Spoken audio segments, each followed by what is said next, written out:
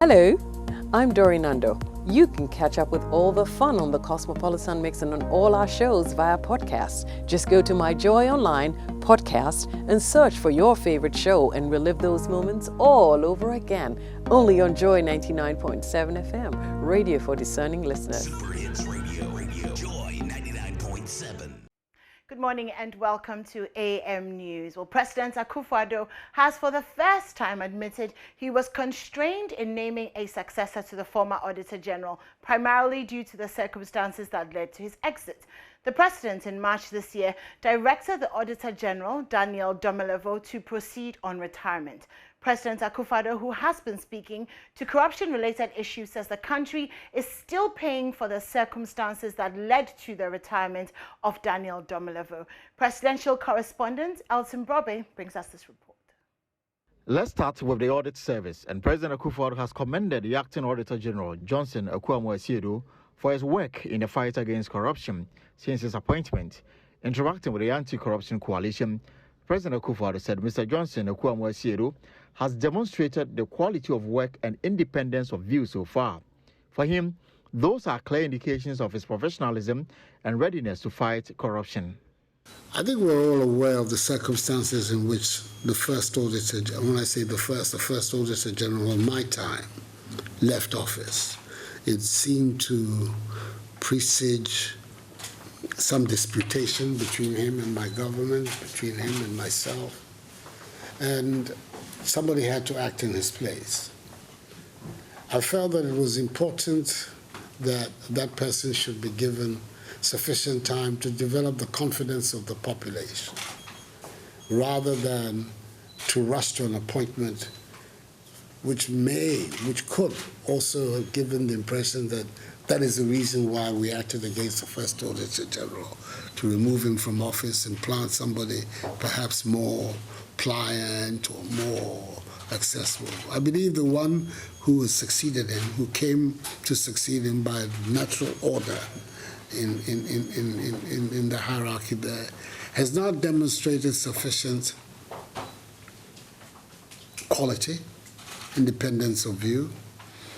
For instance, he's responsible for something that is unheard of in our history, the 12 statutory reports that have to be compiled and placed before Parliament in the year of Parliament. This is the first time it has ever been done. Even the much touted Auditor General before never managed to do it. This one has done it. Ghana improved her score on the latest Corruption Perception Index. The 2020 report released by Transparency International saw the country score 43 points out of a possible 100, a 2-point increase from the 2019 14 points. Despite the high level of perception in the country, President Akufo-Addo said he has done more in resourcing anti-graft agencies than any other regime. While for some civil society organizations demanding the president attend to alleged corrupt practices involving some of his appointees, he has this response for you. The highly politicized atmosphere in which many of these allegations are raised in Ghana, in which some of the civil society organizations are privy to and complicit in, where it's the line between them being independent commentary and being politically related commentary is very, very thin. And in many, many cases, there are lines that are in fact crossed. There are civil society organizations that mounted campaigns to make sure that I did not continue to sit in this seat. I cannot overlook that when I hear them continuing to attack my government and its works, that these were not people who were in any way either objective or sympathetic to what I was doing. So if I tend not to pay too much attention to what they say, I don't know. For myself, I think that a lot of objective people would appreciate the position that I take. On the Founders' Day, which fell on the 4th of August, thousands of Ghanaians took to the streets of Accra under the Fix the Country banner, demanding, among others, a review of the 1992 Constitution. But will this happen?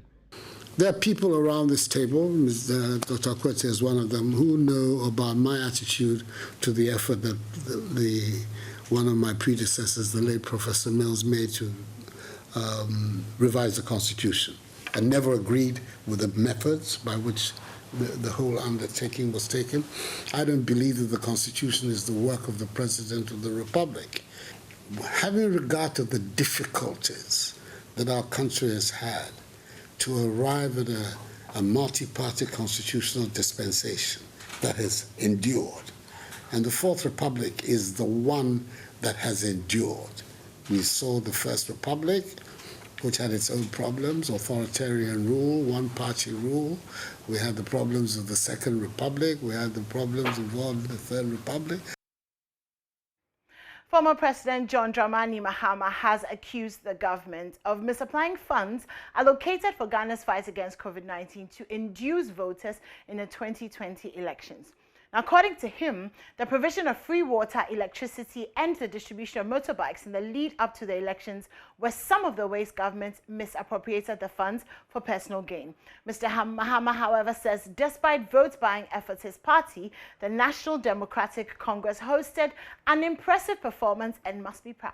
The former president was addressing party supporters at Nalerigo in the northeast region. Mr. Mahama arrived in the region and made his first stop at the Nairi for a courtesy call on the overlord of Mampurugu. Before the Nairi, the former president made a brief stop to visit the Gambaga Rana and the regional chief imam at Gambaga.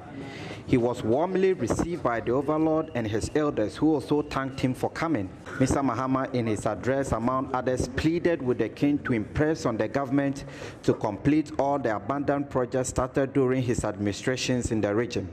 From there, the former president had a brief interview on a local radio station before heading to address dozens of awaiting party supporters at a venue in the regional capitals. In his opening address, Mr. Mahama expressed deep concern about the increasing activities of armed robbers in the north of the country and called on both the president and his vice to sit up. It has become a major problem. Today, we come free not only in the northeast region, but even in upper east and upper west.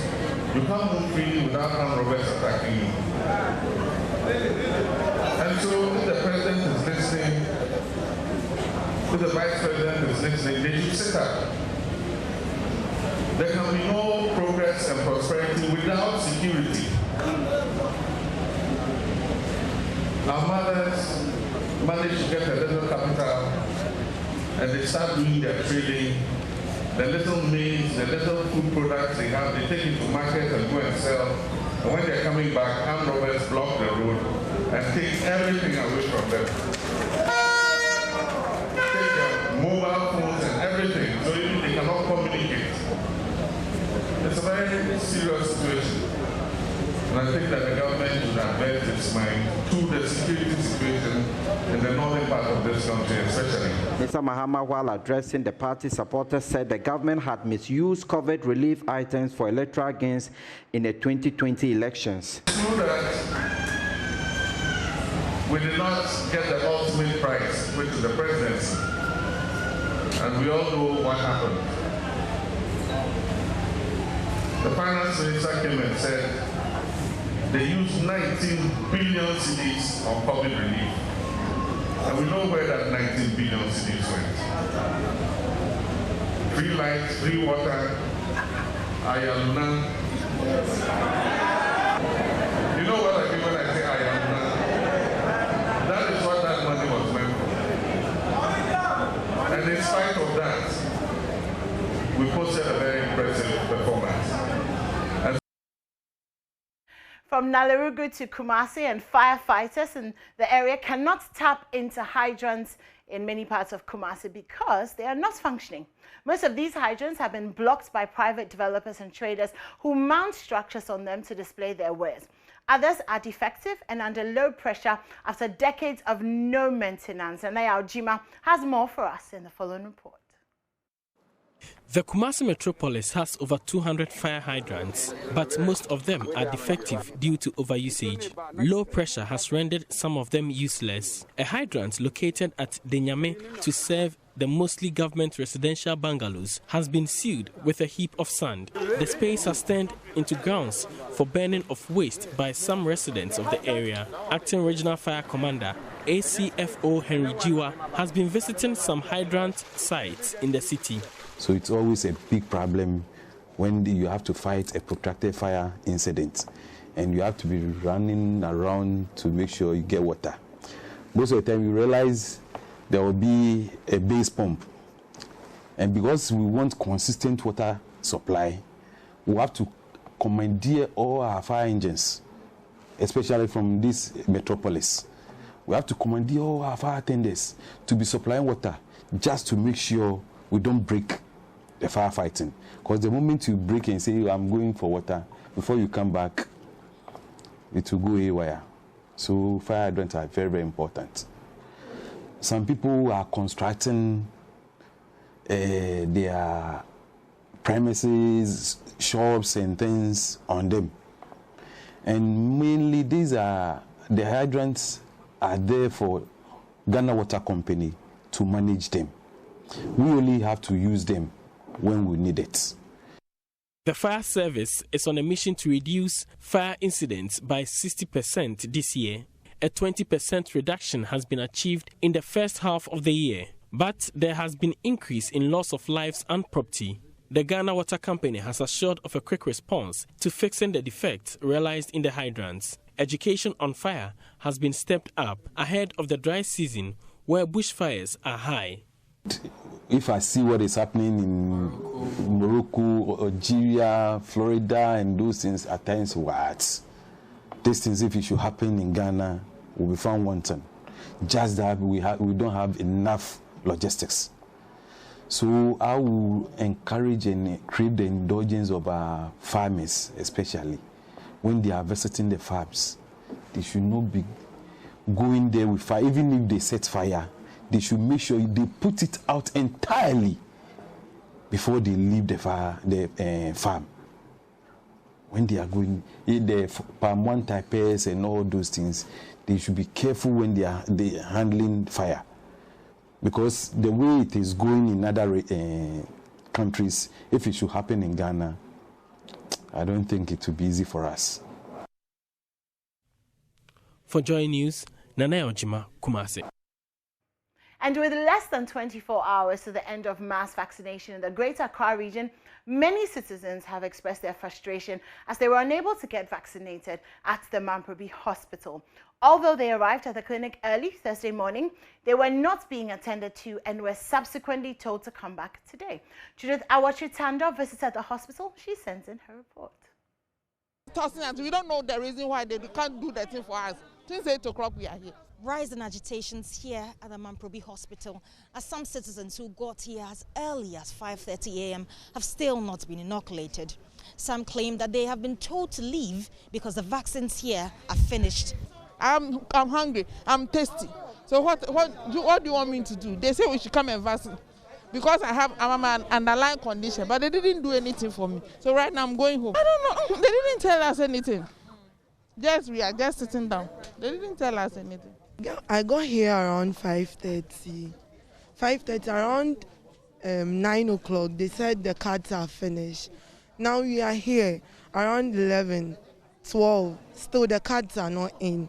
Later they said some are in. Now they said the vaccine are finished. We've stood here and now they are telling us to go home by tomorrow before we can come for the vaccine again. They should give us the vaccine because we can't just come and waste our time here and just go home without doing anything here. No, it's not fair. I came here before 6, but there are lots of people in front of me. So they gave me the number 997. So I thought they would done 100 a day, but up to now, not even 100.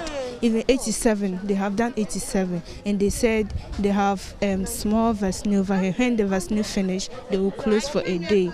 This might, however, in the long run, affect the vaccination process, as some claim they will no longer get the jabs. I'm not sure.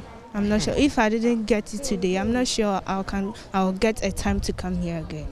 No, I won't come here tomorrow. I won't. So does it mean you will not take the vaccine? I won't, because I can't come here since 5:30 and spend the whole day here. Later, you tell me to go home without taking anything. No, I won't come again.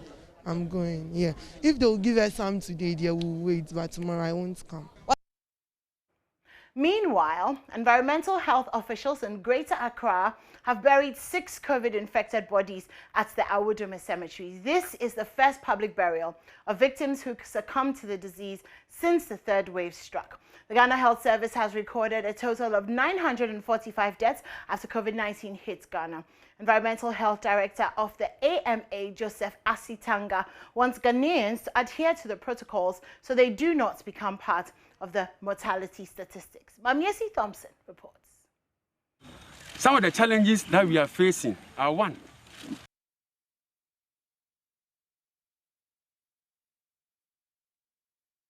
draped in personal protective equipment and following all protocols to the T, environmental health department officials got to work. In all, 6 instead of 8 bodies were buried after 2 of the families failed to show up. 5 bodies were collected from the Greater Accra Regional Hospital and another from the Ga East Hospital, all buried at the Awudome Cemetery. What are you taking the rope? Left. Professionals to hold the rope. Hello. Hello. Come and hold this one. Who's this? Okay. All right, go. Director of the Environmental Health Department, Joseph Asitanga, explained the process. As the protocols demand, when the person passes on and we are informed that the person dies, immediately the person will come to record his body in our office. Then we start the process from there. Bear in mind, the law do not permit us to give the bodies to the family members. So when the person passes on, we tell him, we do a match of counseling to the person that this is a pandemic, and therefore the pandemic is handled by the government. So we have to handle the body. But we'll do everything possible to help lay the person to rest. So from there, at the mortuary level, the bodies are kept at a different section of within the normal bodies. So when the day for burial is coming, we go there, we disinfect the whole area. And the bodies we are taking, we do disinfection. We disinfect the vehicle, the heads that come, the coffin, even the grave, we do. The people who are to do the handling are adequately protected with the PPEs. You, the media people, before you have access to come and join the program, we must protect you. Yes, and then the burial is what we are doing now. We finished laying them, we are doing the covering. After the covering, when we finish all, disinfection will take place again before we leave this place. But some grieving relatives of the deceased who later got access to the cemetery were still doubting their relatives died from the virus. They could not hold back their tears from the pain it left behind. Mami we say COVID na kuno. Me because COVID na kuna ka ne mana e ba be hwe wo mo hospital wonum ni nyina no ke wo so mo quarantine wo adan ye jan kwala ni nyina no mo asapie ene ase nyina so ye benya bi so ahu ti si atra wi ase na se mo yesa ya pa ya yeah sure no I think say and then 10 days. Okay, but you understand that this is the COVID-19 burial. Meaning when you COVID-19. Okay, you disagree she had COVID-19. Yes. Why do you say so? Because say onya COVID enka nipa ni ye won nchen ansa na menua ni efrem no enka ye nyina mo isolate yen. But here lies the case. Menua no yare ye mo ye no kidney mo say kidney failure and menua ni fremu. Mo say mo person mo call special ward. Within some few hours, mo say wa contradictory to COVID. But Mr. Asitanga hopes seeing the corpses buried will send a signal that COVID-19 is real and people need to abide by the protocols. I tell every Ghanaian that the COVID is real. So we have to rule our mind out that the COVID is not there. I always say, it doesn't pay any doctor. Doctors don't get a reward for labeling any family member as a COVID body. Okay, and we are the last end of solving the problem. If the medical report don't indicate that it's COVID, we have no hand in the body. For JoyNews, Mamiesi Thompson, Awudome Cemetery. And that's it for AM News. My name is Enimado. Don't go anywhere. Israel Lai and I will be bringing you the newspaper review in just a second.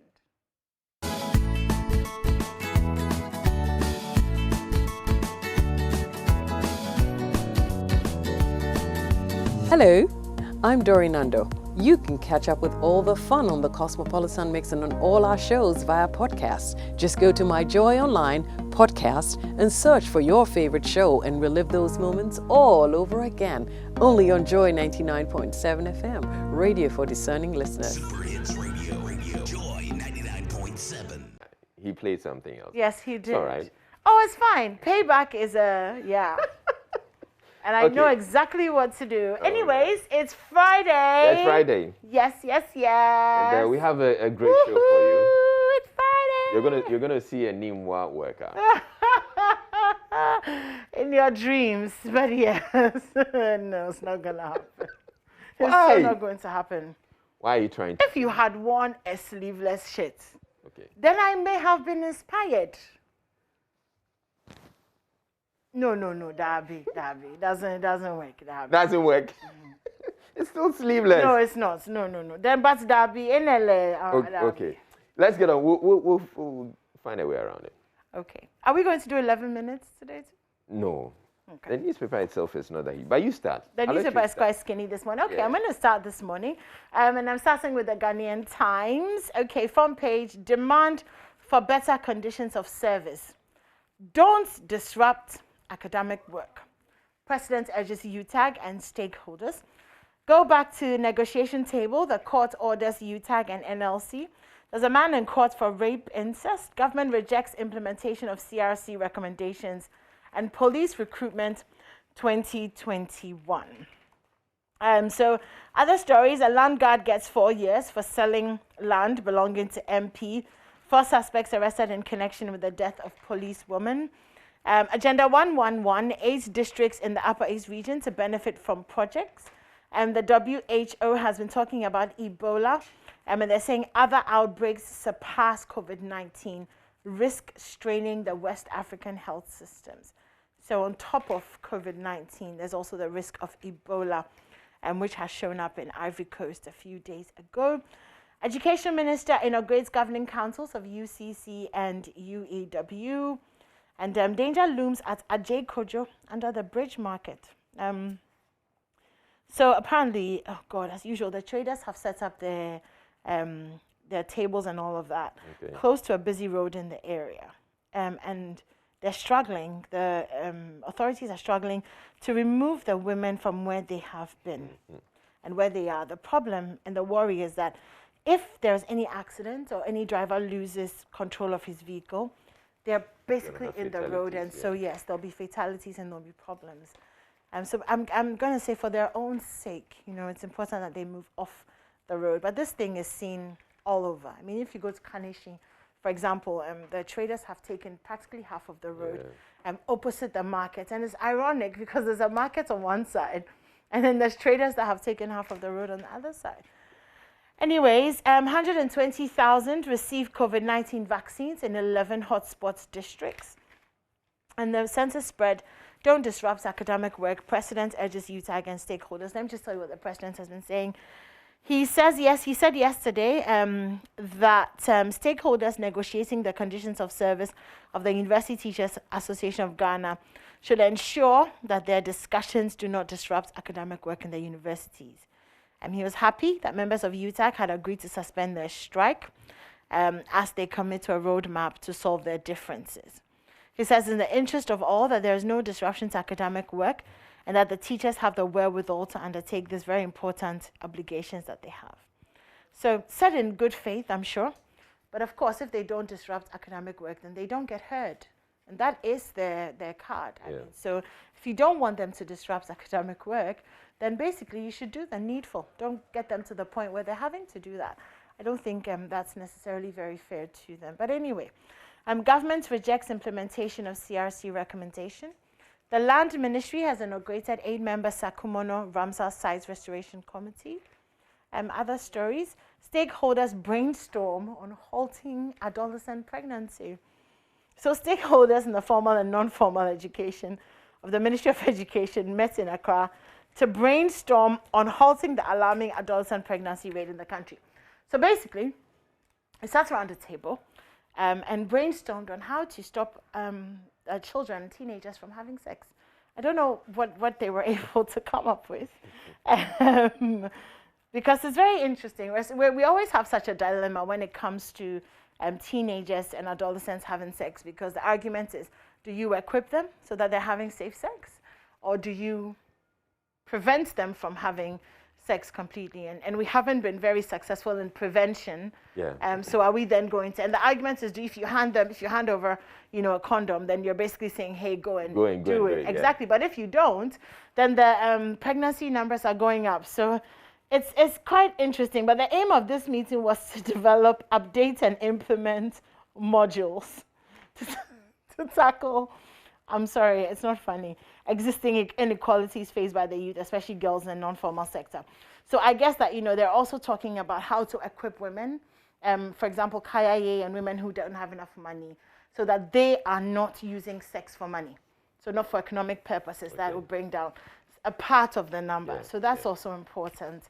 But gosh, when you're a teenager, your sex drive though, and we don't, I think now we're different. We're talking to our children a lot more about it. I wonder what it would be like as a parent to have a conversation. Well, you're talking to a lot more to your kids about it. But I'm not sure. I think it's within a certain class. Yeah. So the middle class, some people in the middle class would want to talk a lot more to their children, but there's some who are busy, who are, they're going for funerals and parties. I have a question for you. So let's say your kids, your older one, let's say turns like 18 or whatever, and comes to you and says, Dad, Charlie, these days the urge to fire is strong. How do I handle this? What would your advice be? I'll tell him. To skip? I'll talk to him about condoms if he necessarily has to. Yeah. Okay, interesting. Yeah, I guess you're being a realistic parent. Yeah, I'm being realistic. Yeah. Because if he's been that confident to come to me, I should speak to him about that, because otherwise, indeed, I intend to have that conversation with them very soon. Okay, well, if anybody is watching and Israel's kids, please warn them that their father is about to have a conversation about sex with them. When they come home. When they come home, exactly. Yeah. Okay, on page 26 of the Ghanaian Times, Intra-African Trade Fair to create $40 billion worth of trade deals. Ghana, Singapore to create financial trust corridor to boost business support. Financial trust corridor. Okay, FTC. It's a dedicated ecosystem for mutual recognition and closer relationships between businesses, including, I'm sorry, these terms, have they always existed? Which terms? Like the financial trust corridor, which is a dedicated ecosystem for mutual recognition and closer relationships between businesses and financial institutions. Yeah, the terms have always existed. A financial trust corridor. Yes, we should be building trust corridors. I like that, a trust corridor. Anyway, let's do some sports this morning. AFCON 2021. My defenders will handle Egypt Salah. That's according to Nigeria coach. Arsenal agreed deal with Norway star. Chicago Marathon participants to show proof of vaccination. Lewandowski wants a fresh challenge. Dundee United explore move for Enim Kujo. South Africa names team against Ghana. I'm under no pressure to win AFCON, CK Akono. You are, mate. Like, you really, really are. If you weren't feeling the pressure, we are sending you pressure this morning. We would like to win the AFCON. Like, yeah, okay. Electroland gives to Black Stars. Hazaka's ladies pockets 50,000 Ghana cedis for winning the WAFU competition. And on the back page of the Ghanaian Times, GP Net, AMA FC plants trees to mark World Photography Day. And Minister tasks research institutions to market their products. That's it for the Ghanaian Times this morning. Okay, let's go to the Daily Graphic. And I intend to do this very quickly. Dagbon celebrates Bungum Festival. Shutdown of public universities averted. NLC, UTAG, and end legal tussle. And cocoa production hits record high. So yields 1,033,000 tons. So Ghana has set a new cocoa production record with 1.033 million tons of beans for the 2020-2021 season. This comes 6 weeks before the season ends, which means the figure could still go a lot higher. And Cocoa Board is also introducing electronic scale, new weighing scales, electronic weighing scales. All right. So, there's this story too on the on page 5. Lagos bans beggars, hawkers. So the Lagos state government in Nigeria has banned street begging and has formed a special team to stop the menace, local media reports. This team is expected to begin operations in the next few days. A state official in charge of youth and social development told journalists that beggars on the streets were a nuisance to law-abiding citizens. They also indicated that some of them are engaged in crime and all of that. So Lagos is banning this, and they say that job is dehumanizing. Wondering, are we looking at doing something similar thing here in Accra, banning beggars and hawkers? That'll be tough. It'll be tough, but you know that sometimes they are so overwhelming when you're driving.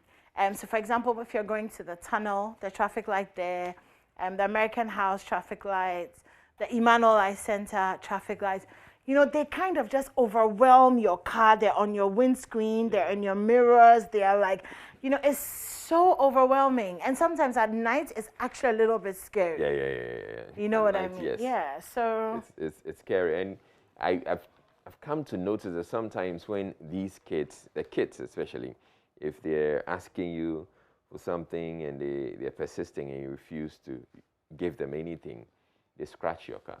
Really? Yeah. I hadn't noticed that. So a lot later, I mean, my wife came home one night and said, and I saw that there was a scratch, and she felt that, no, it probably may be. And at that point, you really wouldn't know. You're driving off, so the light turns green, so you're driving off. And then they just... Anyway. Oh, wow. So, shutdown of public universities averted. Okay. And AstraZeneca's second jab begins next week. That's on page 13. So, the administration of the second shot of the AstraZeneca COVID-19 vaccine to the about 400,000 people awaiting their second jab will start by Friday, August 27 this year. Expanded program on immunization manager has said. Okay, that's Dr. Kwame Amponsa Achiano. So, yeah. Those of you who have been waiting for your second jab, now you know it's starting next week. So that's some good news. And the President welcomes suspension of UTAG strike and be tolerant of divergent views, as the NCCE boss Josephine Nkrumah saying that address infrastructure challenges of new regions. That's former President John Mahama. And government completed to early completion of Kumasi Market project.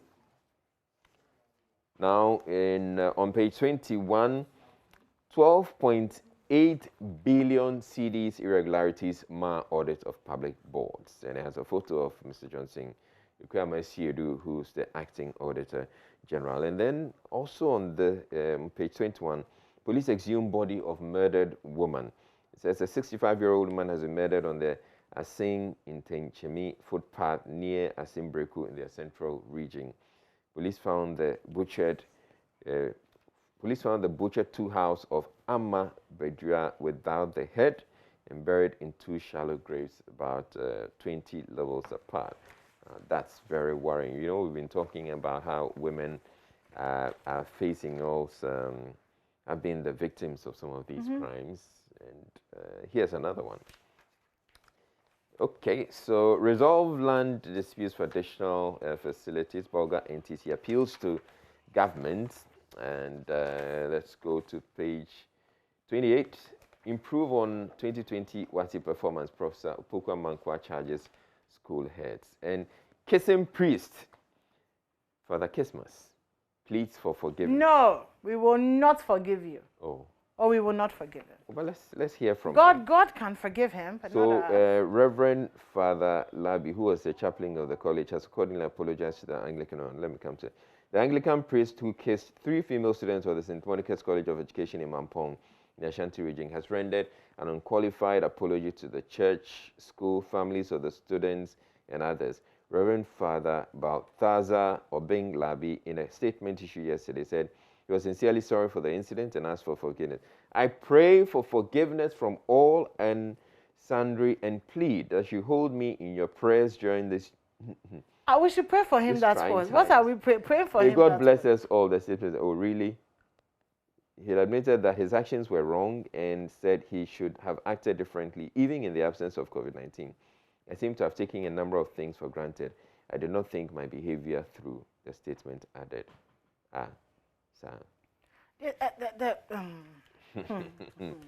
Okay. The less I say about this, the better. Yeah. Illegal betting, match fixing, threats to sports as a GOC president. No, in fact, I cannot swallow it because I don't understand this apology.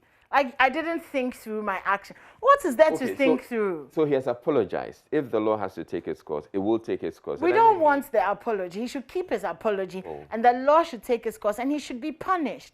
I mean, you kiss the first one, then the second one, then the third one. And then you're smiling and laughing. You're saying, oh, even in the absence of COVID-19 protocols, you shouldn't have. How did you conceive the thought? That's what I want to ask him. What inspired him to decide that he woke up that morning, God has given you life.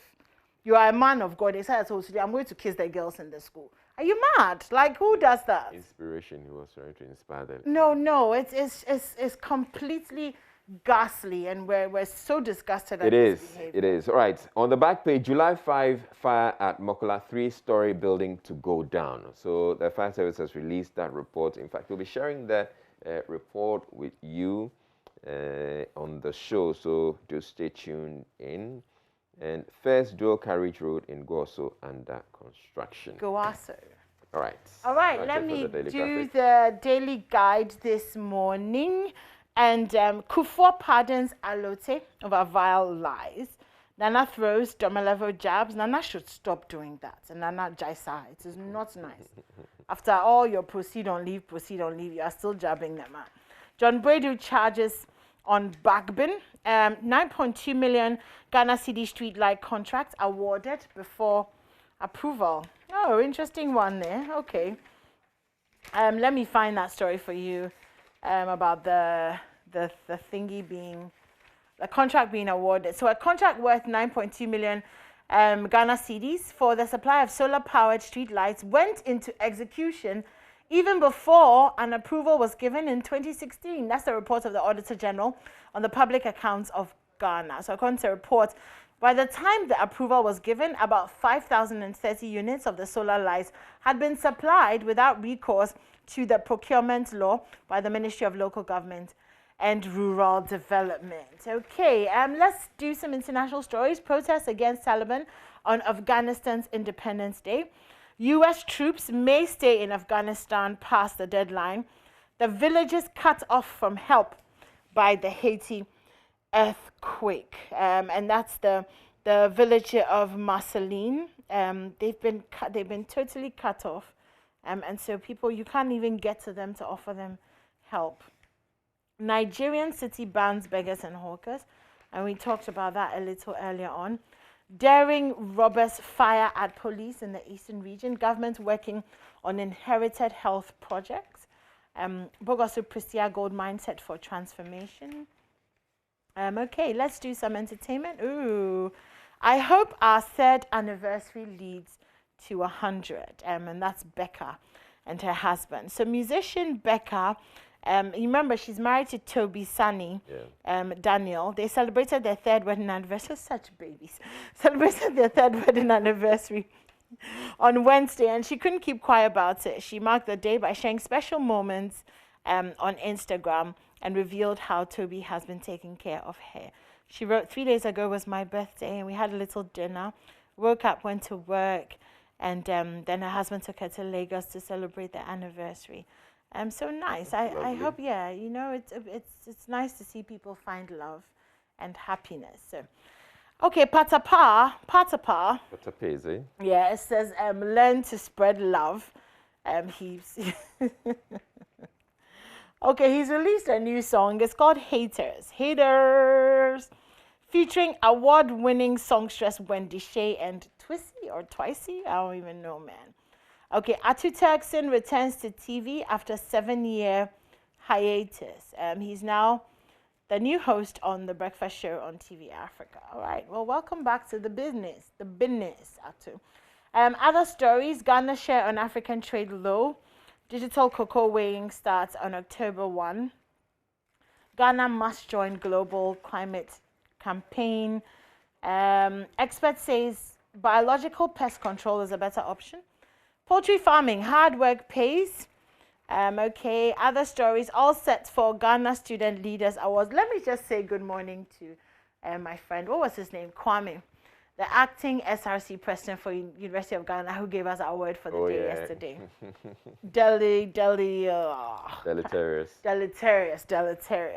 Good morning to you, darling. Hope you're okay. On the back page of the Daily Guide, Dundee United target Ghana under 23 star. Afghan player dies from plane fall. Okay, so he fell from a U.S. plane at Kabul airport on Monday. Yeah. You know that they've been trying to evacuate people from there with everything that's going on, and he was getting on the plane and then he fell. Zaki Anwari, and really sad. He was a former captain of the Afghan. Okay, no, so he wasn't the former captain of the Afghan women's football team has urged players to delete social media, erase public identities, and burn their kits for safety's sake now that the country is under Taliban rule.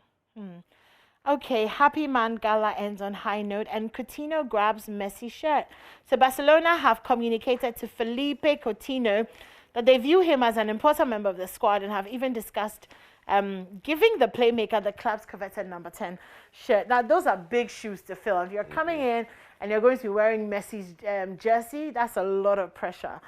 So good luck to him, and good luck to Barcelona, who are going to have to do life without Lionel Messi. Yeah.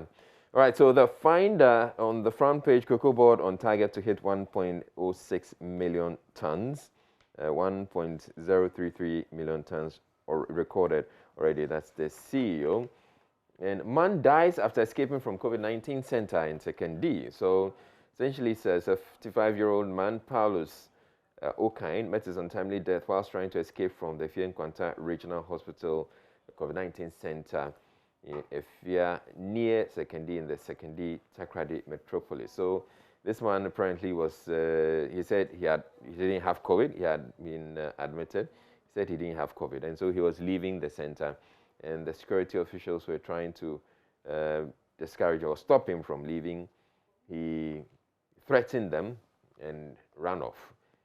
Shortly, they found him lying dead. Oh. Well, they found him lying in a prone position. They took him, apparently they checked and they realized that he was dead. He was dead. So, I mean, some way. Okay, and also in the finder, Yoko cautions salaried workers against scams. So the Yoko is saying salaried workers that there are scams that are targeting them. They should be wary of those scams. Alleged Nkoko female cop killers remanded, and environmental health workers demand better conditions of service. And then in the center spread, government denies spending 600 million cedis on Agenda 111 before sword cutting, and 48 Engineers Regiment to demolish building gutted by fire at Mokola. That's the AMA boss saying that, and yeah. Okay, that's it. Right, let's go to myjoyonline.com this morning, check out online stories, and big story on the front. Akufo-Addo comparing Efiamwa to Demilovo was unnecessary. That's Sulemana Brima. I agree, absolutely agree. Other stories. Acting Auditor General has done what most touted Demilovo couldn't do. That's Akufo-Addo saying that. And then that's Sulemana Brima saying, no, don't do that. Planting for Food and Jobs program is still out. It's still our Messiah, Deputy Food and Agriculture Minister. Mahama says, give special prosecutor a free hand to work. I don't think Akufo-Addo intended to denigrate CSO, that's Kofi Bento.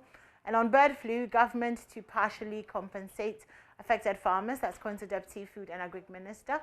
Faulty generator, human error, possible cause of fire outbreak at Makula Market. Police on manhunt for armed men who killed 2 persons at Wasadrobo. And the abandoned Commander Sugar Factory. The photos. I was speaking to Vish Ashiadbo yesterday, who is with PwC. They're overseeing transaction advisor. Yes, please. And he has given us some timeline. So hopefully by the end of the year, the factory should be up and running. More stories on myjoyonline.com. We have a very exciting morning for you.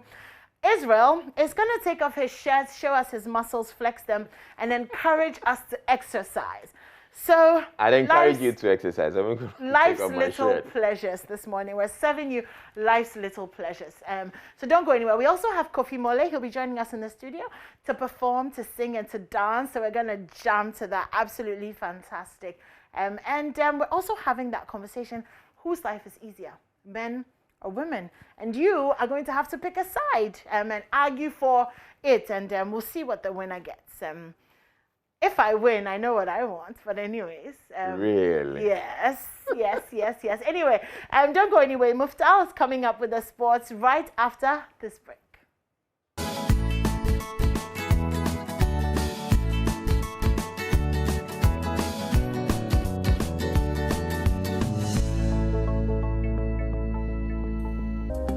Hello, my name is Nathaniel Atto. You can catch up with all the fun and inspiration on the Joy Sports link here on Joy 99.7 FM, together with all other shows over and over again. It's very simple. All you need to do is go to myjoyonline.com/podcast and relive all of those fun moments over and over again. Joy 99.7 FM, your radio for discerning listeners. Joy 99.7. Hello, good morning. Welcome to AM Sports on the AM show with me, Muftau Nabila Ablai. Today, we'll be talking about Hazaka's ladies who have presented their CAF Women's Champions League trophy to one of their partners and what their head coach, Yusuf Basigi, has been saying ahead of the main competition to be staged in Egypt. Let's start with Hazaka's ladies who have presented trophies won in the just ended football season to partners Glyco. Chief Executive Officer of the club, Nanabeyin Ehisin, acknowledged the support given to the club during their preparations for the WAFU Zone B Women's Champions League. Of course, before we traversed into Abidjan, we came here for your blessings and all, financial support. You covered us in the event of any accidents, whatever, and that's what I know you do best. But still, you offered some cash. And so we said, okay, we are back. And Glyco, we did advertise, we gave some mileage to Glyco t-shirts, we were all over the place. But no, once we are here, having seen the second gentleman of the land, having been to a home of football, here must be the next stop. So here we are with the trophies you have this wing. And the two are the local ones, that is the Women's Premier League. And then the second is the FA Cup for the Women's Premier. And then the third one is the WAFU from the West Africa Zone B. And the truth is that even the General Secretary admitted that when we talk about Africa, it's West Africa Zone B that is the toughest zone, especially when you have the likes of Nigeria.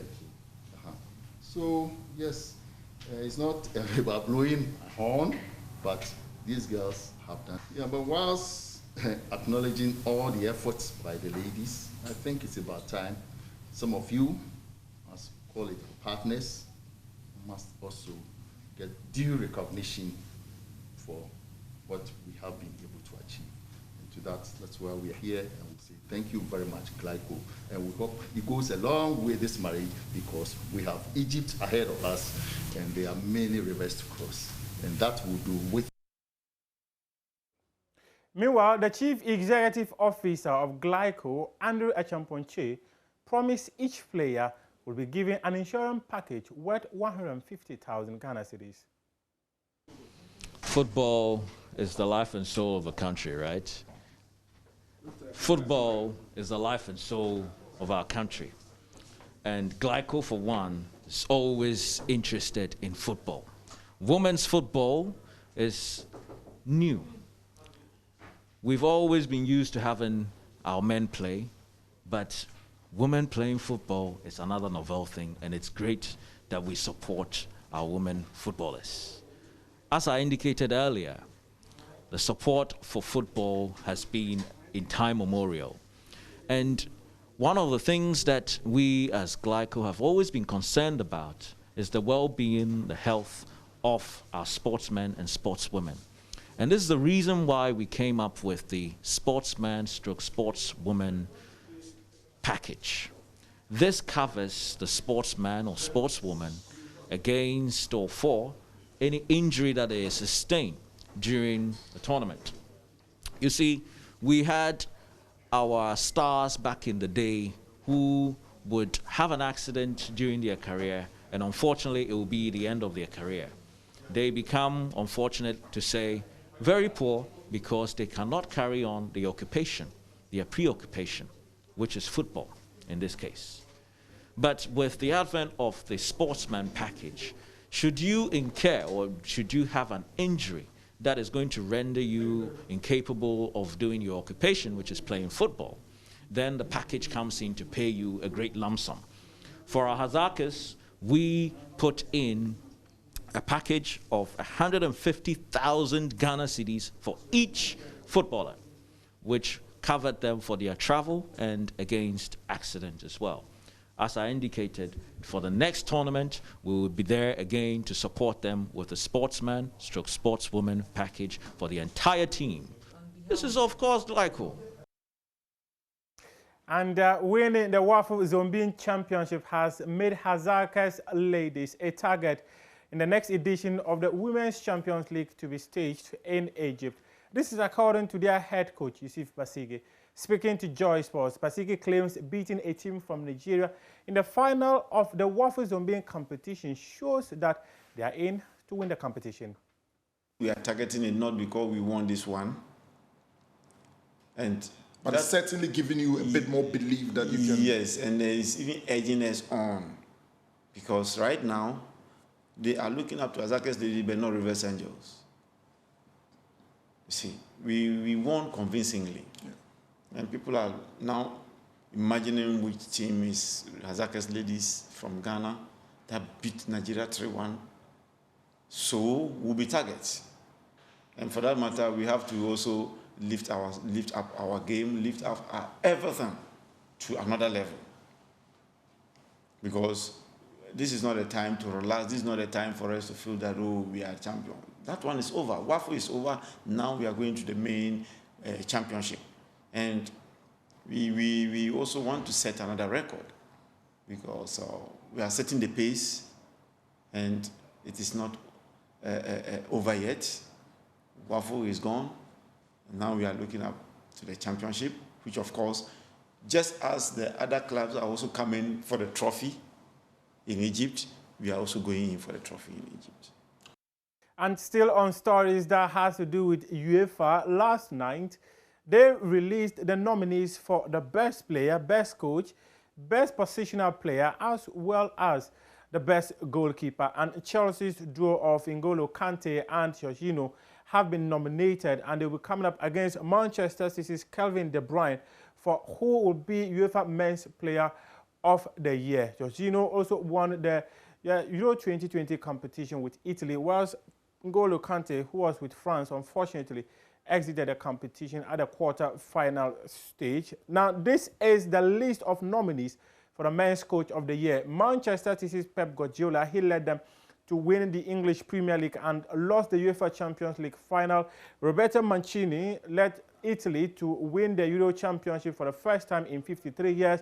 Thomas Tuchel, who came to Chelsea midway through the season, led Chelsea to win the UEFA Champions League. And these are the nominees for positional award announced yesterday by UEFA. Thibaut Courtois of Real Madrid, Ederson of Manchester City, and Edouard Mendy of Chelsea, the goalkeepers who are vying to be voted UEFA's best goalkeeper. For defender positional play, you have Cesar Azpilicueta of Chelsea, Ruben Dias of Manchester City, and Antonio Rudiger of Chelsea. Chelsea appears to be dominating all the awards nominees put together by UEFA. As you can see again, midfielders, you have Kevin De Bruyne, Jorginho, and Kante again, who are competing for the topmost award.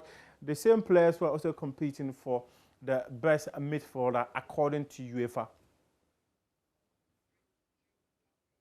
Now let's take a look at the fixtures that were happening across Europe this weekend, and we start with the English Premier League. It is match day 2, and we'll have Liverpool come up against Burnley. Aston Villa will stay at home and play Newcastle United. Crystal Palace will come up against newly promoted Brentford. Leeds United, who were hammered by Manchester United on match day 1, will host Everton, and Manchester City, who lost to Spurs, will also play newly promoted side Norwich City. There's Brighton and Hove Albion, who will also be coming up against Watford. These are the fixtures for Saturday. And on Sunday, we'll have Southampton versus Manchester United. Wolverhampton Wanderers will play Tottenham Hotspur. Whilst there's going to be a London derby between Arsenal, who lost their opening game to Brentford, versus Chelsea, who defeated Crystal Palace by 3-0. And then on Monday night football, is West Ham United versus FA Cup champions Leicester. La Liga now, and on Saturday we'll have Alaves. They will play Mallorca. Espanyol will play Villarreal. Granada will also play Valencia, whilst Atletico Bilbao will come up against Barcelona. And then on Sunday, Real Sociedad, they will sit at home and play Rayo Vallecano, and Atletico Madrid, who are defending champions of the competition, will play Elche. Levante will also come up against Real Madrid. And then on Monday is Getafe versus Sevilla. Osasuna will also play Celta Vigo. And in the French Ligue A, they are in week 3 now. It's Brest versus Paris Saint-Germain. This game was played last night, and it was the French champions. No, they're not the champions. They lost the league title to Lille just gone by season, and the former champions later, they won. And then Monaco will also come up against Lens. Saint-Etienne will play the champions radar, which is Lille. And on Sunday is Lyon versus Clermont, Bordeaux versus Angers, Metz versus Reims, Montpellier will come up against Lorient, Strasbourg will play Troyes, Rennes will come up against Nantes, Nice versus Marseille. And in the Rennes setup, we have Ghana's Suleiman Kamaldeen, who will be in action. In Serie A, it is Inter Milan versus Genoa, Hellas Verona will come up against Sassuolo, Empoli versus Lazio, Torino will play Atalanta. On Sunday is Bologna versus Salernitana, and Udinese will come up against Juventus, Napoli versus Venezia, and Roma will come up against Fiorentina. And on Monday is Cagliari, who will come up against Spezia, and Sampdoria. They will play AC Milan. These are going to be the matches that will be happening on Monday in the Italia Serie A. For Bundesliga, it's RB Leipzig versus Stuttgart. This game happening. It happened yesterday, rather. And there's also Saturday fixtures. Eintracht Frankfurt will come up against Augsburg. Hertha Berlin will play Wolfsburg. There's Freiburg versus Borussia Dortmund. Greater Fürth will play Arminia. And there's Bochum 1848 versus Mainz 05. Bayern 04 Leverkusen will also play Bayern Mönchengladbach. And on Sunday is Hoffenheim versus Union Berlin, and Bayern Munich, who won the German Super Cup. They will come up against FC Cologne. That is your sports for now on the AM show with me, Muftau Nabila Abla. But we've got more sports stories to share with you on myjoyonline.com. It's been a pleasure coming your way. Thanks very much for your company.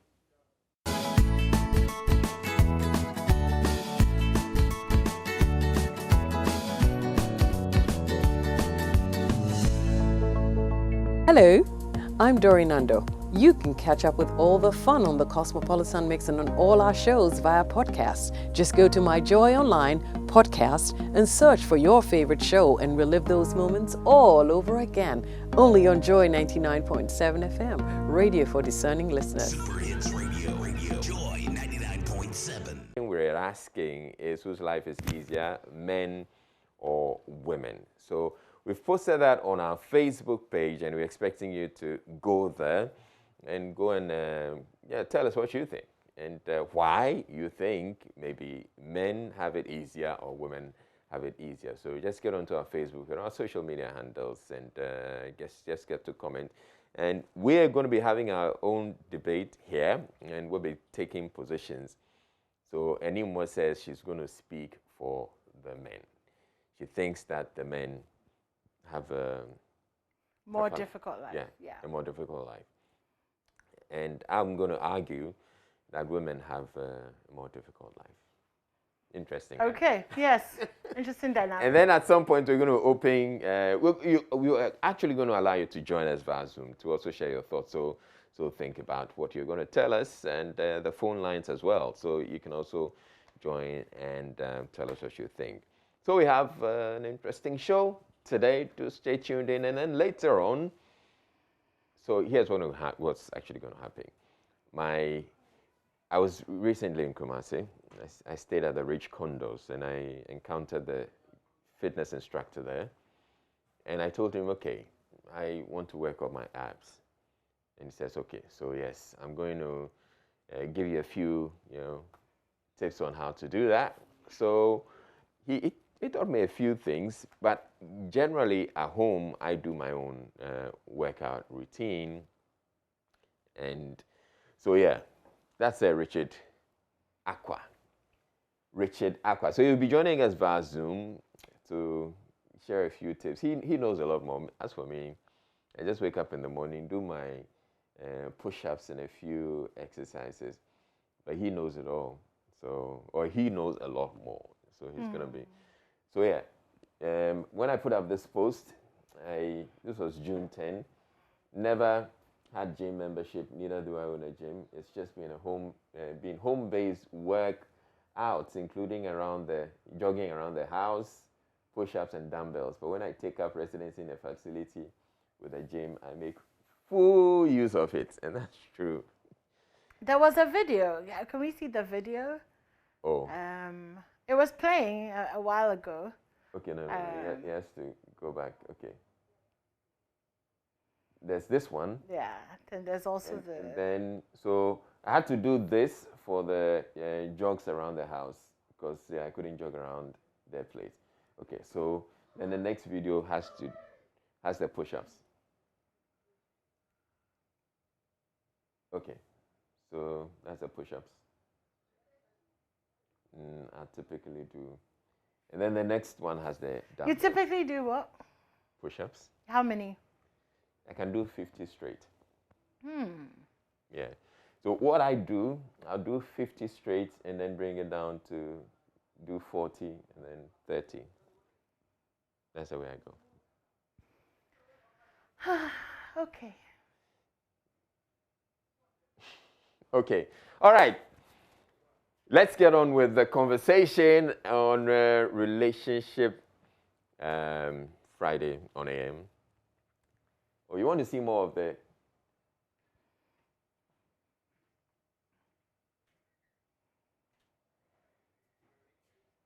Yes, Israel was really into it. I haven't seen this much dedication and passion and seriousness. I mean, the seriousness with which he's lifting the... you say the truth.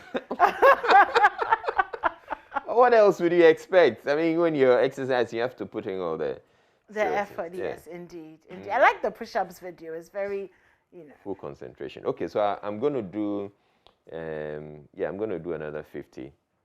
This morning? Ooh, nice. All right. Like I said, serving you life's simple pleasures. Of course, I'll be sitting down, cross my legs. And you'll be joining me. And sipping on some Anyone, you will be joining me. Enya.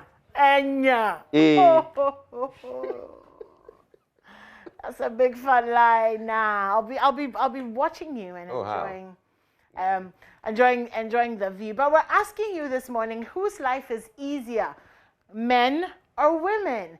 I'll be arguing that women's lives are easier, and so men have a more difficult time navigating life and relationships. And Israel will be arguing the opposite. Yeah. But yeah, it's a fun conversation. We'd love to have you join us on Zoom, and we'll open the phone lines. And let's win this morning, okay? Yeah, Team NIMS for the win. But how about we get Uncle Ebo to join the conversation. So after we've done all of that, and then he becomes like the arbiter. Uncle Ebo will say that both sexes have difficulties. A man's life is difficult for this, a woman's life is so we have to appreciate each other and understand. So you know what he's going to say. The different roles that we play. I mean, that's what any good, you know. Okay, so, okay, in that case, then here's what we're going to do. When we're done with the debate, and then I'll let you summarize. And say all of this. You play the role of Uncle Ebo, and you do it in Uncle Oh Ebo's voice. my God. All right. So we're having that conversation. So get ready for that. The Zoom ID is up on the screens. And of course, you can call in, but have your arguments ready. Like we're so serious this morning. I'm also starting a campaign this morning, hashtag take off the t-shirt. And of course, that's asking Israel. Take off the t-shirt? Yes, like when the gym outfits. Like you can't be working out in a shit t-shirt. So that's that. Oh gosh, I wish you could see Israel's face, the expression on his face when I said that. I'm so loving this show. It's so fantastic. Who takes off their shirts to work out? You will. No. We are pathfinders.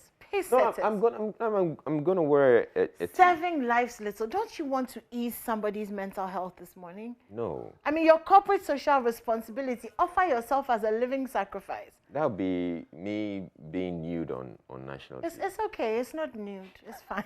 Like, it's all right. Really? Yeah, it's okay. I mean, the health minister went on leave. He didn't do the 2 weeks. He's back. No penalty, no consequences. I mean, this will be fine. Oh, no. We'll be fine. I can't Anyway. do that. Anyways, so don't go anywhere. We're taking a short break. This is the AM show. And when we come back, we'll be diving into all these conversations and so much more. Don't go anywhere. And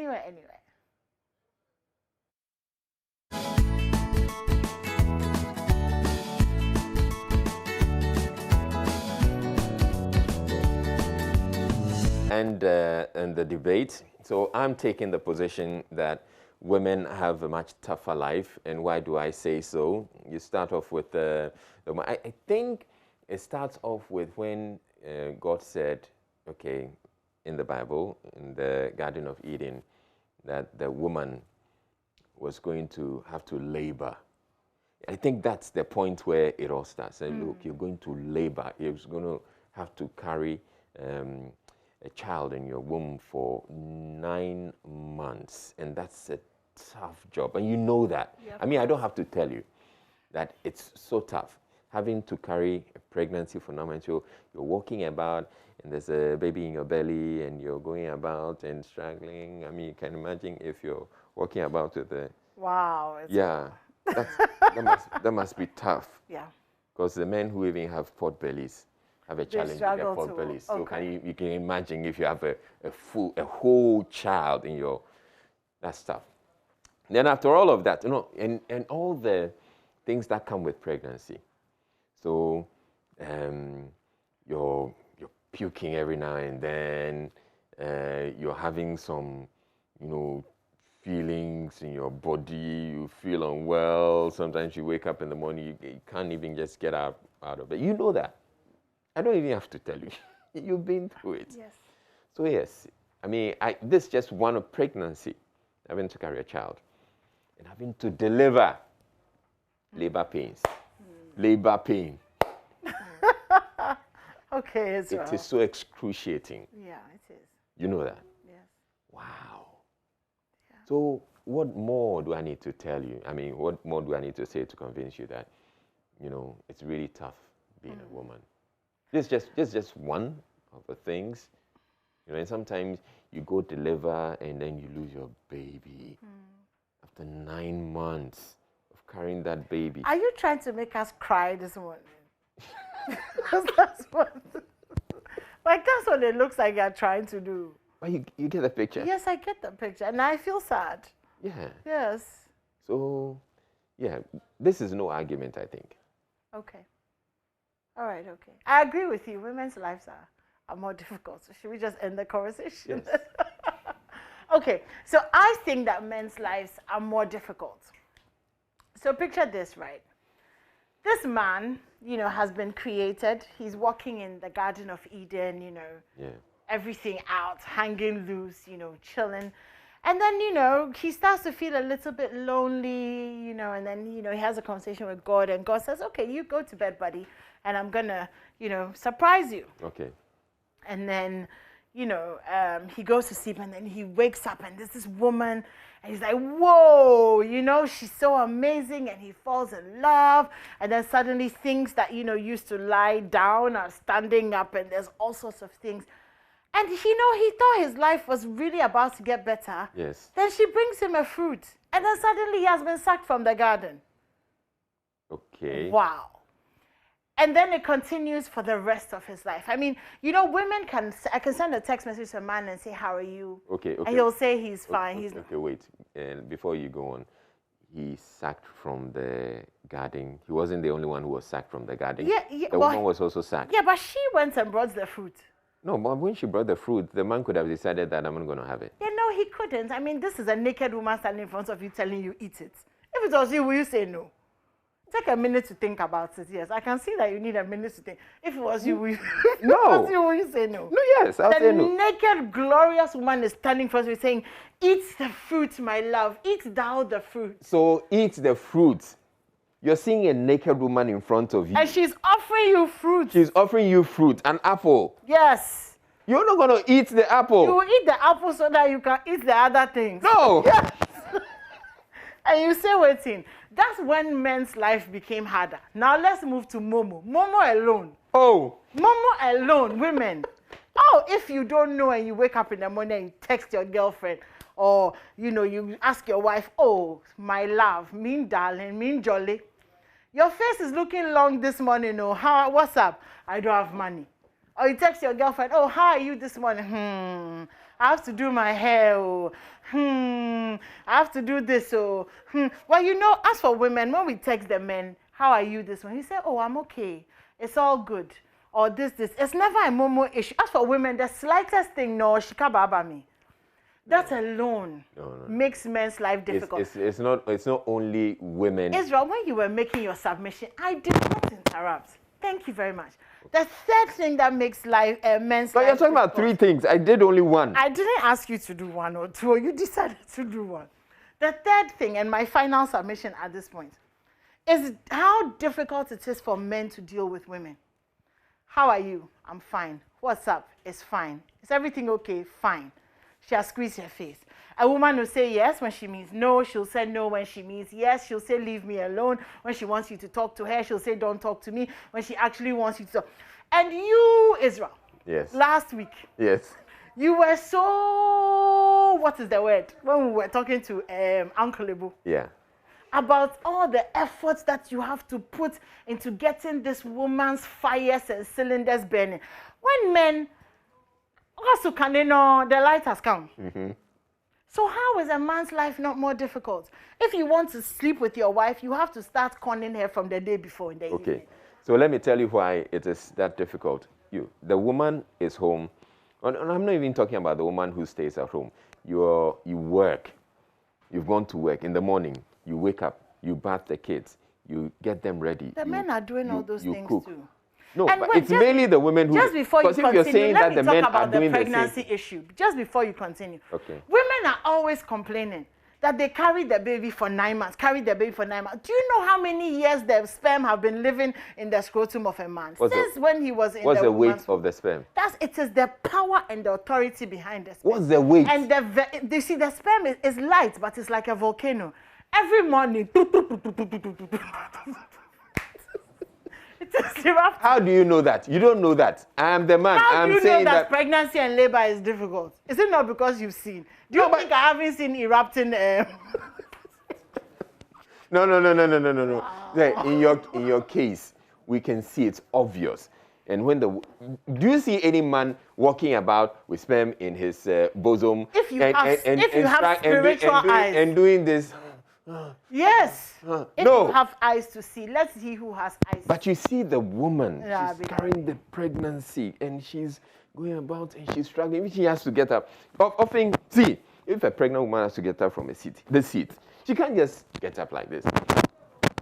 Women are dramatic. It's all drama.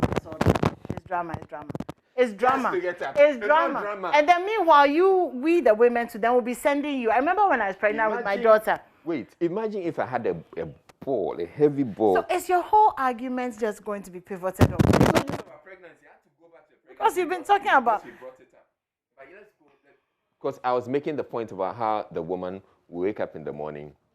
So Okay, does the man. she's the first to wake up. No, the man wakes up early to pray. He's the spiritual head and covering. And the woman He's been doesn't pray. fighting battles the whole day. It's a woman the whole who's actually night. praying for the entire family. Fighting battles and firing. The woman will wake up. Firing and working. Will wake up. Will go and make hot water if she has to make hot water. And then she will cook. She'll start cooking. She'll wake the kids up. And she's waking up the kids, and the kids are refusing to wake up. You wake them up, and then the next minute, they've gone back to bed. You have to go back. Hey, Teshi, sorry. That's the point at which you call the man. Hey, your children don't want to wake up. Oh.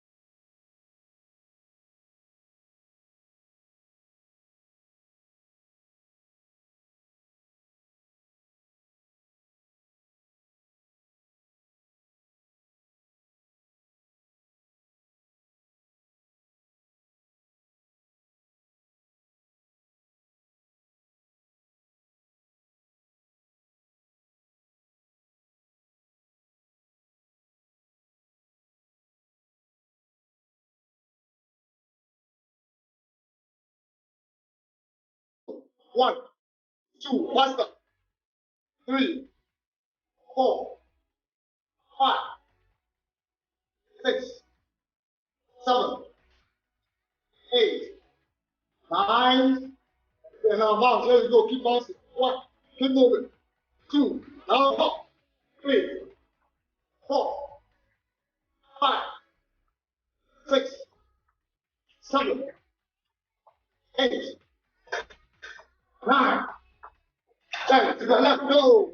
1, 2, 3, 4, 5, 6, 7, 8, 9, and 10. To the left. Go. 1. Keep moving. 2, 3, 4, 5, 6, 7, 8, 9, and 10. Good. We have 2 more workouts. After the aerobics, we are going to tackle the lower abdomen. So Rachel, we'd have to go. The stomach. We have to go. I mean, because at this point, if you're adding more exercises to it, it's going to be a lot tougher for some of us, like Nimwa, to be participating. So you've given us enough. Are you throwing shade at me? You've given us enough, and we're very grateful. But yeah, I met Richard when I was in Kumasi the other day, and you know, typically what I was doing, my push-ups, I put my hands together, and then I got to rage. And I went to the gym and I was going to do same. And they said, no, you have to open. Yeah, even I knew that. It's not about you knowing what. He says, if you get it closer, it works on a particular part of the chest. Okay. Okay? But if you want to work on these as well, then you have to open the number. I have a question though. Yeah, Richard. Triceps. Yeah. So I have a question for both Richard and you. Okay. Fitness instructors, fitness people, y'all don't know how to count? Because like 1, 2, 3, 4, you guys like 1, 2. Like you don't know how to count or what? What sort of counting is that? So, okay, Richard, you answer here. We know how to count. We know how to count. And that's in the power. That's why we know they go gym. Oh, you for count the thing well. If you say 10, it's 10. It's like when I ask you to do 50 at a go. They say 50 is too much. Oh, but Master I'll ask you to do 25. No. Listen, so double count. When you convert it into 2, that's 50. That's my strategy. It's not a strategy and it's not working. It's not a strategy and it's not working. Please count properly. Okay, but Richard, you've given. It's really working. It's really. Yeah. It works. Don't mind anymore. Don't mind anymore. So you taught me a few things, and today you've added a few more. But yeah, I mean, I appreciate all that. And so for those of you who are watching at home, you can actually get. In fact, we're going to clip the video of Richard's workout, and we're going to put it out on social media, so you can take that and use that as your exercise routine at home. I'm sure you're gonna. It's gonna help you. You know. It'll also help you with the hashtag baby10. Won't it though? You know, after all the 1, you know, so baby10. And then baby 10. Easy to just But yeah, thank you very much, Richard. Richard Aqua is the fitness instructor at Rich Condos in Kumasi.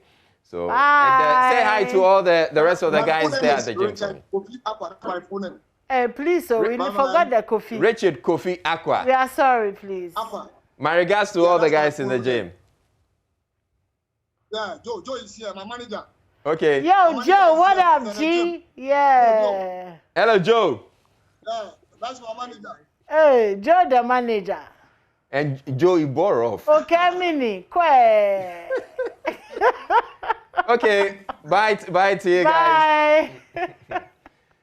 All right. Bye-bye. Yeah. Bye. Oh, thank you so much.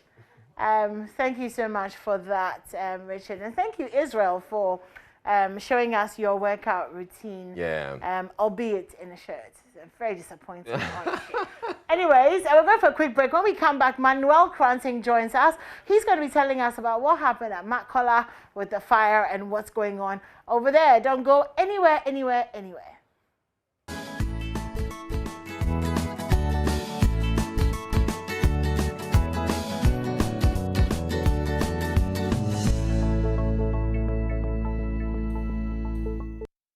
Hello, I'm Dori Nando. You can catch up with all the fun on the Cosmopolitan Mix and on all our shows via podcast. Just go to My Joy Online podcast and search for your favorite show and relive those moments all over again. Only on Joy 99.7 FM, radio for discerning listeners. Super Hits Radio, Joy 99.7. So there was a Makola fire, and there was a committee that was set up. Now, this committee was tasked to investigate the cause of that fire. And the recommendation is that the burnt building is pulled down. This committee was chaired by the Accra Metropolitan NADMO Director, Henry Plange, and he is saying that the building poses a risk to people who will occupy it. Manuel Kranting joins us on Zoom for a quick chat about more details on that. Good morning, Manuel. Good morning, Anima. How are you? I'm doing pretty well. I hope you're fine too. I'm very well, thank you. So what more does this report say? Well, the report, just like you said, was set up by the Mayor of Accra, Mohamed Niaje Sowa. And indeed, they made certain critical observations in the investigation. I'll just run you through these critical observations that they made. There were 9 of them. First of all, they made an observation that there was erratic power outages. And now this was as a result of their interviews with the market folks in the structure. And they were told that there was some bit of erratic power supply, and also the use of smaller generator sets. And so on the 5th of July, as I reported from the ground, I could see even up on the floors some of the generator sets which had been bent to the ground. And indeed, this was also established by the committee's report. And also, they observed that there was exposure in this organized wiring system. And so on the beams, along the beams of the building, on the lintel and all that, you could see naked wires that had been exposed. And this was also established and observed by the committee in its investigation of the fire. Also, the use of multiple electricians and uncertified electricians. As you know, the Ghana Standards Authority, through its building code, has made it a point to require that every electrician who does wiring must be certified, and the materials that are used for the wiring must also be certified by the Ghana Standards Authority. Well, this committee's investigation established, or if you like, observed quite critically that that wasn't the case in the instance of this 3-story building, which went up in flames sometime in July. Also, they observed that there was a difficulty of access to water. And I'll just read a bit of it for you. It says that per the report of Ghana Water Company Limited, the Makola area on the day of the incident was supposed to have normal flow of water in the pipelines with the required pressure. However, the reality of the day saw that the pipelines were virtually empty and not flowing. The fire service suffered the situation to collect water from the hydrant in the area to fight the fire, and therefore had to travel to North Kanishi, La, and other adjoining municipalities before they could fight the fire. And so that, according to them, contributed to the delay in dousing the flames. Also, untimely reaction of the fire service to fight the fire. This was established, according to the report, through interviews with the traders on the ground on the day.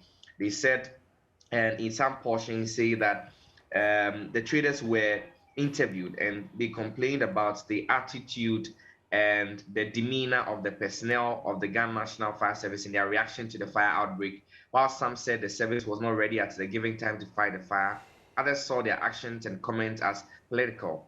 Specifically, it was stated that at the initial stage of the fire outbreak, a call to the metro officers fell flat because the officers indicated that there was no fuel and water in the tender. And this is quite critical. This is what the traders who were interviewed alleged. And as a response from the fire officers, and they say that in fact, debunked the allegation, stated that at the start, when they heard the outbreak of the fire, some officers rushed to the scene with their own fire extinguishers. But of course, it was not enough. So other observations include the absence of insurance policy, underwriting, the absence of fire warning system, the expired fire extinguishers, and lack of knowledge of the use. I'll cut through this and move on to the causes, which indeed was part of the terms of reference of this committee that was set up. Now, it's quite instructive that after their investigations, there wasn't a particular, direct cause that they could point to. And they say technically the engineers of the Electricity Company of Ghana could only suggest possible causes of the fire outbreak, since it was not clear exactly how it really started. So these possible causes, as enumerated in this report, include the generator set could be faulty. And so they explain that a faulty generator, after working for some time, becomes heated and could catch fire. Since the operator said he was in a different shop when the generator was working, any such fault could have gone unnoticed. Now, a fuel leakage from the generator set or from a nearby gas cylinder, a faulty or substandard changeover switch could also cause fire outbreak when it was when it was not operated properly. There was also a bit of human error, which meant that the operator had forgotten to engage the changeover to match the incoming supply. And then last among the possible causes, the note the use of manual or an improvised changeover switch, which sometimes involve the removal of fuses to prevent ECG's mains from feeding back to the generator set. And these are the things that they note as possible causes. In terms of recommendations also in NIMWA, there was a full-scale assessment of the structural integrity of this particular three-story building, which was affected. Now, their assessment, they believe that the building should be pulled down for reconstruction, since its current state is a risk to those who would like to occupy it, or to the general public who may have to do business in and around the space. And so, as a matter of urgency, Metropolitan Assembly, in partnership with the Ghana Fire Service, is recommended to ban the use of small generator sets in all buildings within the market to forestall future occurrences of fire outbreaks. And so a number of other recommendations are listed. Okay, Manuel, thank you so much for that. We will come back to this conversation when we're doing News Desk at 10 a.m. and we can analyze it a bit more, and you can give us a few more details there. But thank you so much. So please be on standby for that. And of course, thank you to you guys for staying tuned in to us. Yep, exactly. And unfortunately, we couldn't bring you Kofi Mole for some reason. He couldn't show up in the on studio time. On time, yeah.